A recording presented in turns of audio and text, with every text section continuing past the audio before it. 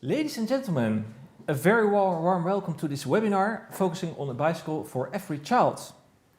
Happy to have you all here and we will make sure that you have a very inspirational afternoon and learn about this very important and urgent topic. I will be the moderator this afternoon. My name is Lucas Harms. I'm the Managing Director of the Dutch Cycling Embassy, a foundation, a public-private network focusing on bringing Dutch cycling expertise and experience to other countries and cities around the world. But this afternoon we are going the other way around. We are bringing best practices from all around the world to the Netherlands. And we are very happy to have you all here focusing on this very important topic of kids on bikes. And when I was preparing this webinar and preparing this moderation, I was thinking about my own childhood and my own childhood experience. And I think I was 5 or 6 years old when I got my first proper bike. And I remember being very proud and having my own wheels for the first time in my life. And it meant for me far more than only having a means of transportation. It was really first and foremost a freedom generator. It delivered me a sense of autonomy and independence, something, a sort of spatial freedom which I had never experienced before. Being able to explore the boundaries and the outskirts of my own childhood neighborhood. And I think we all can agree that it is of the utmost importance to give kids everywhere in the world and from every different backgrounds the opportunity and the ability to experience this liberating experience of having access to a bike, having access to a two-wheeler. And today we are coming together to think about this and for the launch of the inspirational booklet focusing on fostering the idea for having a child for every having a bike for every child, based on all these best practices around the world. And we have a very inspiring, interesting program with a lot of good speakers.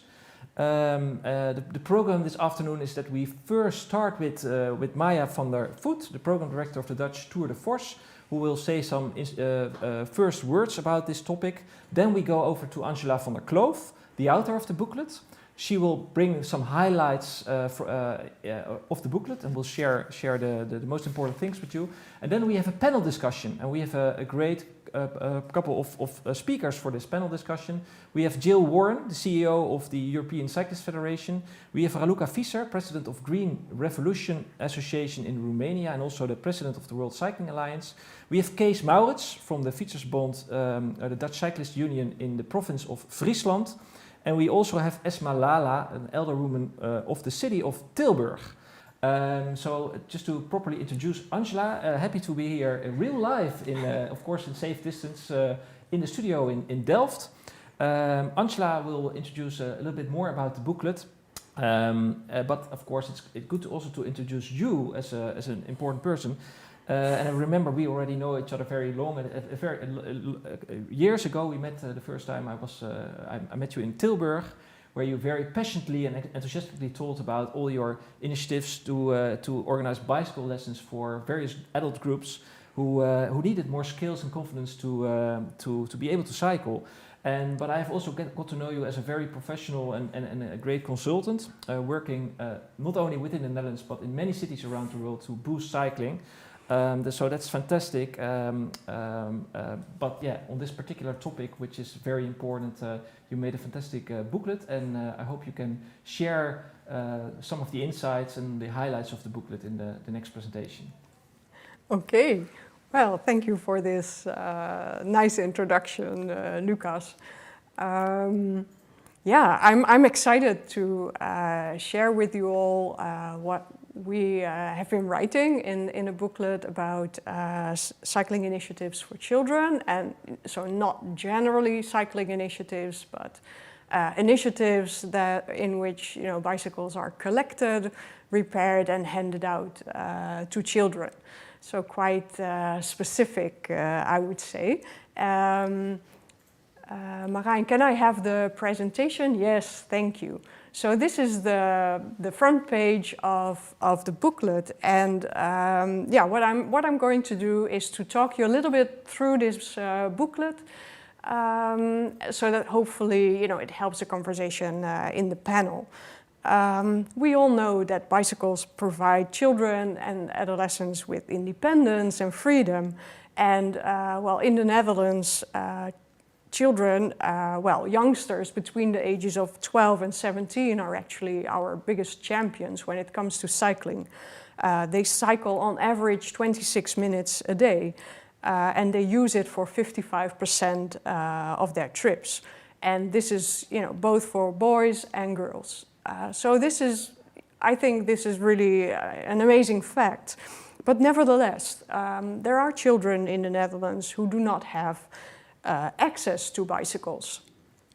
This may be, sound strange to people who are not from the Netherlands, but still, for a long time we haven't been talking about this topic very much, but there are children who live in a more deprived situation, and these families have difficulties to get their children bicycles. And so in the last years there have been a growing number of initiatives and collaborations to make sure that as many children as possible get access to cycling.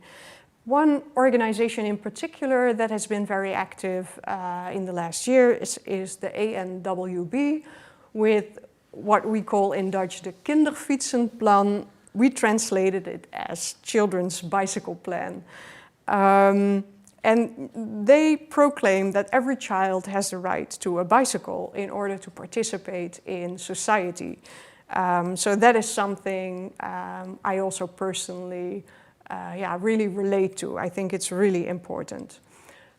So as part of Tour de Force, something that Maya will talk about after me, as part of that, there is knowledge exchange between a number of local initiatives or local collaborations that are being set up.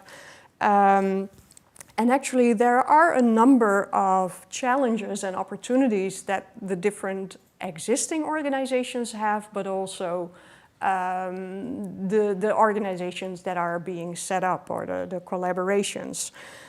The most important challenges are to create long-term programs, not just projects with a beginning and then a year later it ends, because we know that the families living in poor conditions, this phenomenon will not leave us very soon.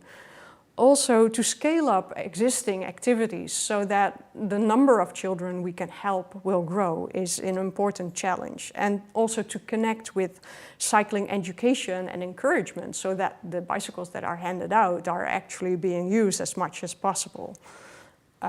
We also see opportunities which are creating jobs, ideas around bicycle ownership or bicycle use, how can we play with that, and creating spaces for bicycle repair that can be combined with community activities, and how to also incorporate that with these longer term programs.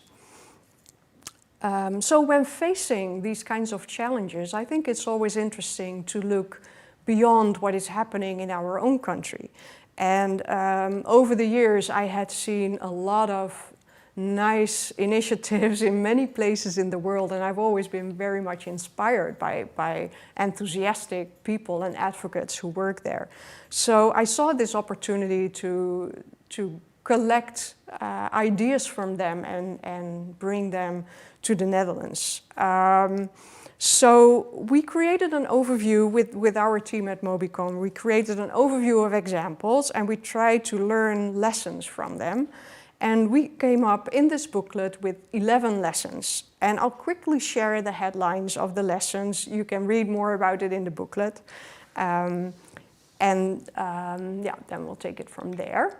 So the first one is that a number of the initiatives have a broader focus. It is not just about bikes, it is beyond the bicycle. The second lesson is that there are initiatives solely focused on children, but others are focused on all age groups. Or also adolescents. A number of initiatives specifically target youth, so not so much younger children, but more secondary school children who have not the same needs as younger children. Other initiatives work with a bicycle library. So children can use bicycles until they are too big to use that bike and swap it for a bigger one. A number of initiatives are clear about that they want to be part of the circular economy, and they not just recycle bikes but also tools to repair and also bike parts and that sort of thing. Then a number of initiatives use bicycle services, so they use the bicycle and the services around it as a source of income for the people that are involved in their initiative. So you can think about using bicycles to have tours in the city with tourists, which is, something different, but you can connect it with the initiative of handing out bikes to children. Some initiatives have some kind of membership structure to work with people in communities and create this commonality in a community, a common goal for the initiative. Then there are a number of initiatives that we find they are very strong at storytelling, at campaigning and exposure. And people love good stories, so this can be very helpful when you want to find good funding, etc. Then there are initiatives that specifically focus on strengthening community spirit. So they have a strong base in a typical locality. Number 10 is that some initiatives also include children living with disability or impairment, because if we say bikes for all children, then it is important to also think about these children. And lastly, we have included some examples where there are platforms or collaborations of initiatives that share their knowledge and they share their documentations, etc. So these are the 11 important points that we took from a number of initiatives. And you can read these texts also in the booklet. And then after that, we have a number of, we have 29 examples that we showcase in the booklet. It is not about best practices or something. It is about showing examples that are inspiring on some of the aspects of the 11 lessons that we found. And we have initiatives from Europe, from North Africa, North America, Latin America, and Australia. So each initiative, it looks like this. So we have a short description of what it is. We showcase the categories that they fit with, and then there is a link to the initiative. So this is an initiative in Belgium. I should just show a few examples. There is an initiative in Morocco. There is some initiatives from Canada, amongst them the Ranch. And I really wanted to include this because I've been there and I had an amazing time with some people there. Aroma Zero, I know some people from there, especially Murillo, who works there very passionately. And I was really keen to include this because I think they do amazing things around storytelling and bicycle services and earning money with that. So for us, it was a big pleasure to collect the examples, to think about what can we from the Netherlands learn from it. And I hope that it helps, it serves as an inspiration, as a food for thought, food for conversations for many people around the globe, not just the Netherlands, but definitely also the Netherlands, and I will personally also try to contribute to that, of course. I definitely want to thank my colleagues, Stephen, Sophie, Georgia, and Melissa, who helped creating the booklet. And I look forward to getting feedback from people who come across the booklet, but also to hear from the panel and from Maya for the rest of the session. Thank you. Thanks very much, Angela. And maybe good to know already, I will later also repeat it, but the booklet will be downloadable after this session on various websites, including the website from the Dutch Cycling Embassy for Mobycon and Tour de Force. We try to go back to Maya. So I just keep it short because Angela, of course, already told a lot, and Lucas as well. I just want to say that the Tour de Force really wants to encourage initiatives that improve cycling, and we really support these initiatives, and we are very happy to also be inspired by examples from abroad, because the Netherlands, of course, is a very good cycling country, but we can learn a lot about approaches from other countries. And maybe just to tell you, we did start the project Every Child a Bike a couple of years ago, and we do have several pilot projects in the Netherlands running. And we want to facilitate active exchange of good examples. So really to realize a scale up of these kind of examples. So in many municipalities in the Netherlands, projects get started and will be really established as so we can scale up so that every child really does have a bike, can use the bike, is able to use the bike, is educated on cycling, and of course with that we also reach their parents and can also inspire them to let their children cycle and also use the bicycle by themselves. And it's also nice that we can reach out to other areas like socially, and we can help to provide jobs, and of course we can keep our environment and our people healthy and active. That's really the main goal, and we want to have everybody participate.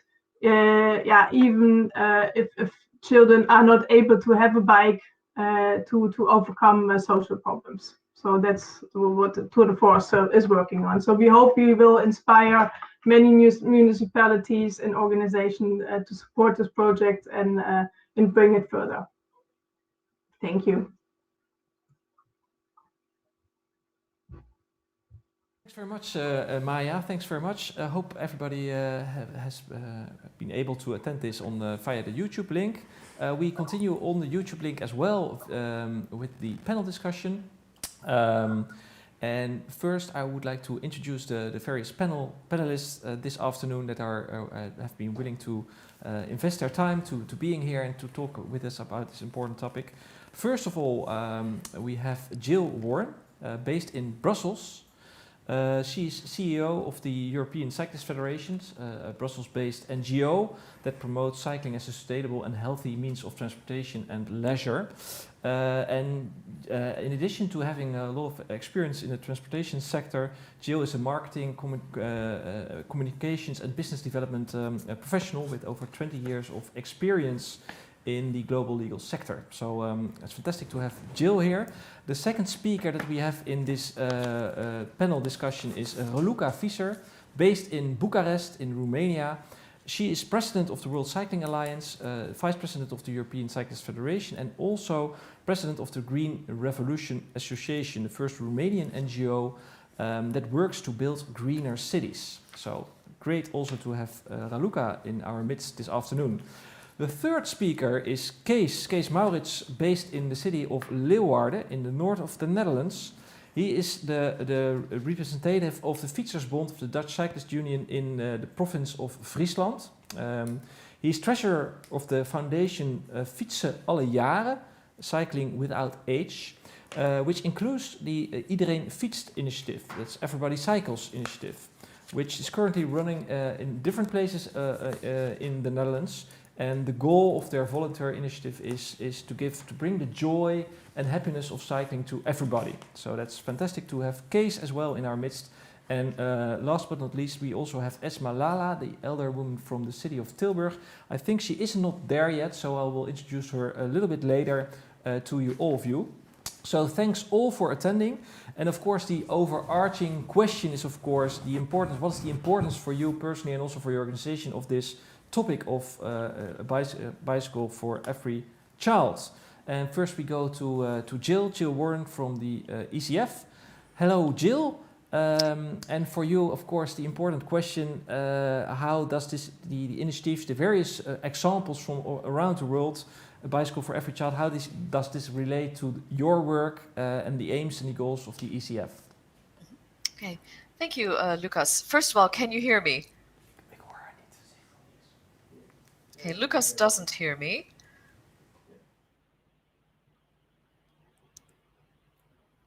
I'll wait until this is solved.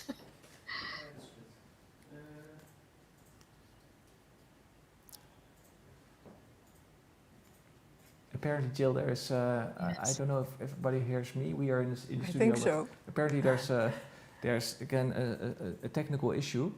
I can hear you fine, but I not think you very don't lucky hear with us. the sound. We are today not very lucky with the sound. No. Yeah. I can see that Jill does hear us. I do That's hear good, you. that's Yes. good. Yes. So we at least have this direction of communication. But we would Yes. love to have the other way around as well. Apparently, is it visible? Is it possible to have Jill on the YouTube channel as well? Yeah, she's on YouTube. Ah, but then the only It's just us who are not hearing her. Ah, okay.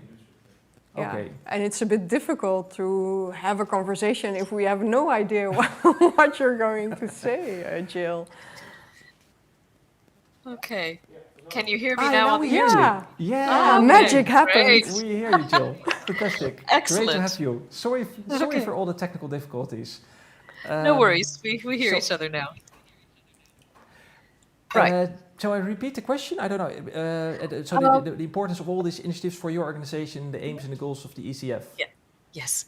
So, as you mentioned up front, ECF promotes cycling as a healthy and sustainable means of transport and leisure. And initiatives like a bicycle for every child help to make sure that this means of transport and leisure is accessible to more people, specifically to children.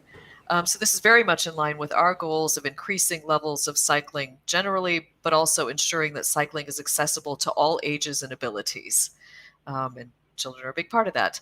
A lot of our habits, lifelong habits, are formed in childhood, good and bad.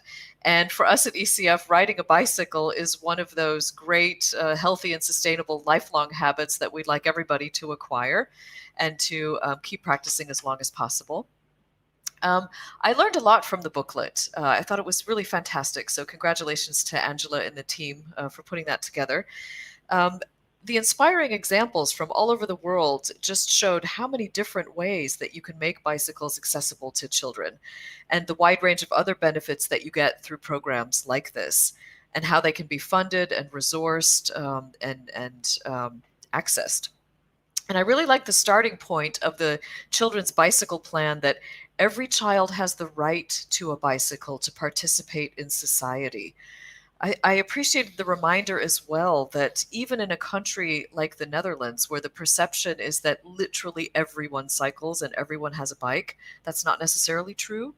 And that can be really exclusionary for children who don't have one. So having a bicycle can make a really big difference to their sense of belonging, integration, well-being, and freedom, and their full participation in society. So we can only welcome initiatives like this. And I think what we can all learn from the other initiatives, there's no one size fits all. It's important to decide what you do and what you don't do with your initiative. For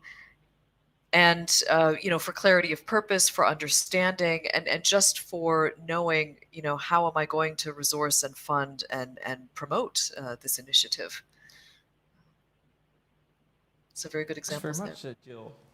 Yeah, thanks very much. Very much appreciated. Before going to a more general discussion with all of the panelists, I would like to go to each of the different panelists. So the second one is Raluca. I introduced her already. So Raluca, fantastic also to have you here in our midst. And you are also the president of the World Cycling Alliance, apart from your work that you do in Romania. So more from a global perspective, can you also reflect on this booklet? Yes, hello and good afternoon. The first question is Jill was putting, is anybody hearing me, in fact? Yeah, we hear you. Yeah, it's that's fantastic. perfect. It goes quicker and quicker, so we are in the right track, and I hope that the panel discussion will have the same success like this. So first of all, congratulations for this great initiative. It was mind-blowing for me to see all these showcases. I think the first thing what strikes and is something to talk about when we talk about the global level is that inequalities such as poverty is not something only for developing country. You can find it also in developed countries, and I think it's very important to underline this, that we always forget about this kind of inequalities, and we have to have the capacity to look into our societies with the same look that we check also on the developing countries. And I think the booklet shows showcase beautifully great initiatives around the world, and it was showcases from Germany, from Luxembourg, or America, Northern America, or Australia. So these countries where everybody has the feeling everything goes very, very good, but also great initiatives, and I love to see them from Northern Africa and Latin America. And I think this is very important to see that inspiration, creativity is something that we have on a global level. As you correctly say, I represent WCA. This is the World Cycling Alliance, which has the goal to put, very similar to ECF, of course, to have more people cycling more often of safer and sane environment and infrastructure. And I think that this support, we can support this through advocacy to unleash truly the whole potential of the bicycle around the world. And when we talk about unleashing the potential, because we talk about global policies, we do the big policies on global level, but we act on local level with and through our member organization, we talk about social, economical, and environmental initiatives. For the majority of those today, they already know that the bicycle is answering in a very positively way to 11 out of the 17 UN SDGs, the United Nations Sustainable Development Goals, and poverty is one of it, and it's number one. So I think that we can really address global problems with this booklet and also get inspiration for all over the world. Talking about inequality and poverty, talking about solutions and creative solutions like we found in these initiatives presented in the booklet today launch, give us the power and inspire other organizations which are already members of ECF or WCA all around the world. And I think it's important to share this kind of experiences because they can inspire and they can make it also much more visible, the problems that we are fighting about it. Because when we fight about a topic like poverty and we try to find ways of addressing it, cycling is one. And you in Netherlands are for the rest of the world having a cycling nation. So you are having already a cycling culture. But this is not something that you have in your DNA. This is something you work for it and create it. And I think this is something very, very important for us because each step you do is inspiring the rest of the world. And it's very lovely to see that we are looking also into other stories around the world in step. I fully agree with what you started, Lucas, at the beginning when you said the bicycle for you as a child was the tool and the feeling of freedom. And this is something that I would like to close with as well before we go into the discussion with all panelists, that it is a way of freedom and a way of acting, and that we are all of us really in charge of doing a better job in what we do to put children at all ages on a bike and to give them that sense. Thank you so much. Thanks very much, Luca. Very powerful statement. Thanks very much. Then the next speaker, the next panelist is Kees. Kees from the beautiful city of Leeuwarden. Maybe, of course, the same question, of course, also to you, but maybe before that, you can also explain a little bit more about your own Iedereen Fietst initiative, and then reflect also on the lessons out of the booklet. Kees, the floor is yours. And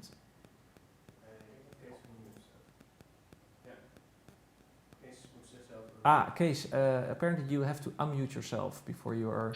Yes, you were right. It was my own fault now this time.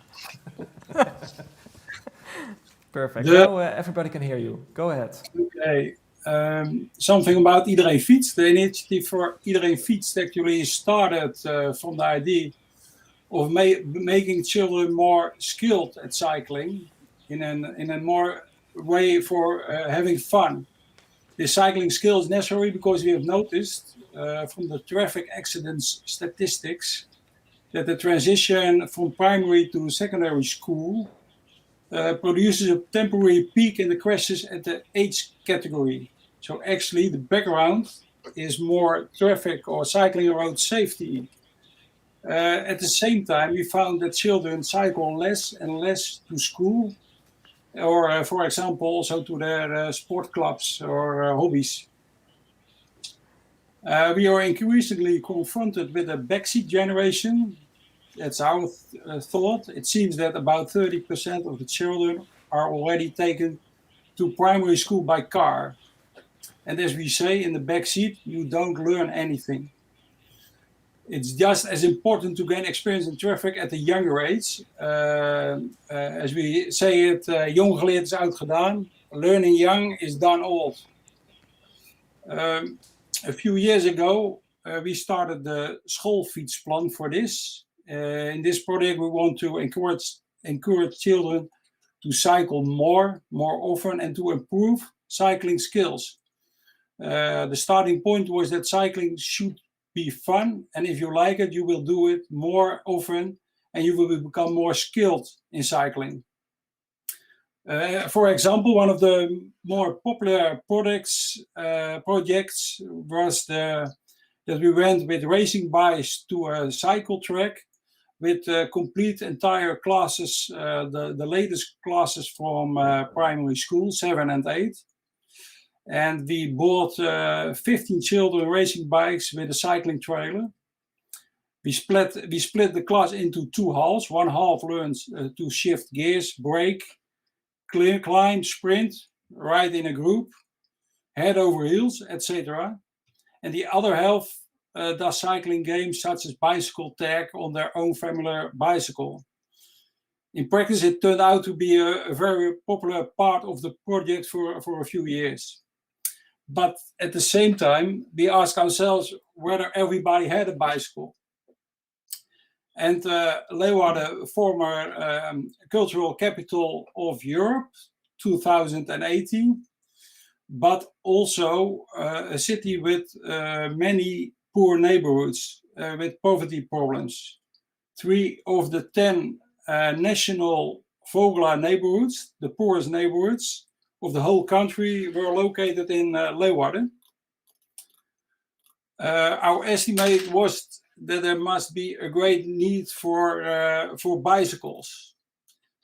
At the same time, we got into conversation with the ANWB and their children's bicycle plan, and we also met other organizations, for instance, Kindpakket and Stichting Leergeld. And the Stichting Leergeld helps people financially with necessary facilities such as a laptop, school supplies, money for the school trip, etc. And now, at the moment in the project, they are a partner, and they now also do the financial check whether people are qualified for a free bicycle. To get this project off the ground, we started a foundation, Fietsen alle jaren, with a subpart for Iedereen Fietst, especially because costs are quickly made for example, bicycle parts, but also to write funds for subsidies. Dennis Roskamp from the Stichting Leergeld is now the driving partner in our project. And actually, he should be here instead of me. But that doesn't matter. Iedereen Fietst has 3 main goals. Firstly, the big goal, to give children who cannot afford it a bicycle, so that they can participate in society. As our Stichting Leergeld has a beautiful slogan. It says, nu meedoen is later meetellen. Participating now means counting later. The second goal, offering work and experience places in neighborhoods to children who has a distance towards the labor markets. For this, we work together with a few work companies and the School for Practical Education. We certainly want to expand this much more. And second, and a third, and also important, is the goal for maintaining the profession of bicycle repairman, teaching and developing knowledge and skills in this profession, so that we have also enough bicycle repairers in the future, with a very close network in the neighborhoods, because it's also important that this can ensure an easy access to maintenance of the bicycles. Well, last, there is a lot to do and to improve. Corona is not very cooperating with it, but that will be finished soon, I think. Our biggest problem now is that we can hardly meet the demand and actually have a constant need for good second-hand bicycles. We have a question now of about 150, 200 bicycles, and we are asking for more second-hand bicycles. That for my bijdrage. Thanks very much, Kees, from the city of Leeuwarden. Thanks for your all the inspiring initiatives running up there and elsewhere in the Netherlands. I just was notified that we have their fourth panelist also available, and very happy also to introduce you, the audience, to Esma Lala, elder woman of the city of Tilburg. A very warm welcome to you, Esma. She is managing the portfolios such as labor policy, income support and anti-poverty policy, public participation and global awareness for the city of Tilburg. Fantastic to have you here. And as background, you're also, by the way, a doctor. Dr. Esma Lala has been lecturer in the past and also working for the Avans University of Applied Sciences and the Tilburg University. Great to have you here. Hope you can hear us and hope we can hear you as well. We had some technical difficulties during the session. We were just discussing having an introduction with all the panelists and your scope and your idea, your first reactions to this booklet focusing on the international inspiration for a bike for every child. Let's see if we can hear you. And okay. So apparently your audio has been muted. So if you can unmute yourself, Esma, that would be fantastic, and then we can hear you all.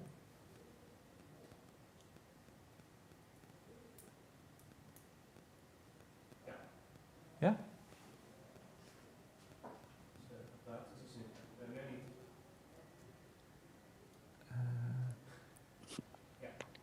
Yeah, I think we can hear you, Esma. So go ahead. Working.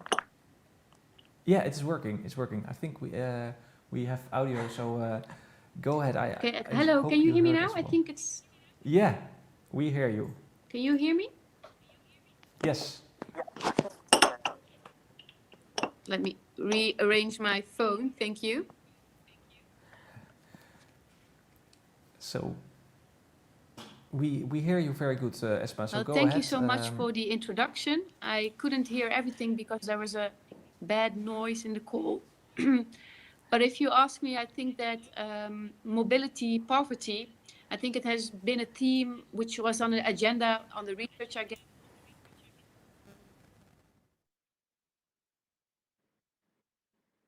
I'm sorry, do you hear me or not?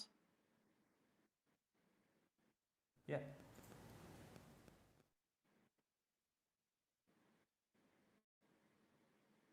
Yes. Go ahead. Sorry. But I think it was on the agenda from the 1970s, but it hasn't received much attention since then, and certainly that did not lead to a really targeted approach. For example, I can remember that when I was like 16, I have learned my grandmother, which came from Morocco, to cycle, because we know that if you can empower women if you give them the opportunity to increase their environment and their mobility, and a cycle can be very handy of them. And then my grandmother learned other women to cycle, and those women learned their children to cycle, and their environment expanded enormously. And what we see with the interventions mentioned, and I heard some of them when I joined in, most of these interventions and programs are an optimistic perspective for the future, because mobility poverty is, as I said, is not a thing of the past. Certainly, there's a great need for cycling, especially for children in county neighborhoods throughout the Netherlands. And we know that when inequality occurs, especially in the provision of transport services, mobility in general, those are strongly linked in where people live. And they are associated with differences in access to employment, access to health, education, and local shops. So this problem, although it seems that it has more to do with public service planning, which determines the location and the spatial distribution of these services, the lack of private vehicles, in this case cycles, in low-income households, combined with the limited transport services in many neighborhoods, considerably magnifies the problem. So with empowering children, with the increasing their mobility in their environment with a bicycle, it enhances and empowers them enormously. So I am very pleased to see that these actions are made and that special interventions and programs are held in the Netherlands and in Europe to increase the mobility of children, and if I may say, not only for children, but for other people as well. And Thanks very much. Like I said, I think these interventions and programs offer quite an optimistic perspective for the future. Absolutely, absolutely. Thanks very much. And I think it's also a very strong and powerful statement, that empowering children with giving them access to bikes. I think that's super important. It's also really interesting to see. Normally we have discussions with people from the transportation side, and it's really interesting to see that you coming from a more social side, another policy area, that you are really a strong forward and making this strong statement about the importance of this as well. So great to have you all. And now I would like to go to the more general discussion with all of you having us available here. And I think there's a couple of important questions, of course, to rise. The first interesting question is, of course, what are the main ingredients or the main elements that you can get out of the booklet? There's of course a lot of elements, and Angela gave a whole overview. But if you would like to say, like, if we would focus on for instance, first of all, in what the Netherlands could learn, what would be the key ingredient or element that you would think that even a cycling country as the Netherlands could learn and benefit from? I don't know if anyone of you can want to react on that question. Maybe. Could I? Happy Jill. to say something? Yeah, one thing that struck me that I really liked in a couple of the examples was the recognition that there are so many bicycles sitting around in garages or basements or other places that can very easily be recycled, refurbished, used again. And I think particularly in a well-developed country like the Netherlands, where you know that these things are there, and also in times when some of the bicycle shops are having trouble with supplies, then we really need to make sure that we find all of these bicycles that can be reused and repurposed for other people. So the circular economy idea, I thought, was a very inspiring part of what's going on in some of these initiatives. I fully agree with you. Circularity and circular economy, as well as sharing the economy, these are two very important factors, because we had the social part, but we have the environmental bicycle part, which is one direction where cycling can really contribute in, and especially in Europe, we can do much more in this regard. So except the topic that one of these 11 lessons, the circularity, is also one about these bicycle libraries, which I think it's a very nice idea, and it's kind of easy to implement as well. And another, I think, a very important topic to discuss with all of you is that many of these initiatives are sort of grassroots, bottom-up initiatives. And do you think there's more need for sort of a structural solution, any role for sort of higher level authorities to come into play as well? Or do you think that it should be like it is now, that these are all grassroots and bottom-up initiatives?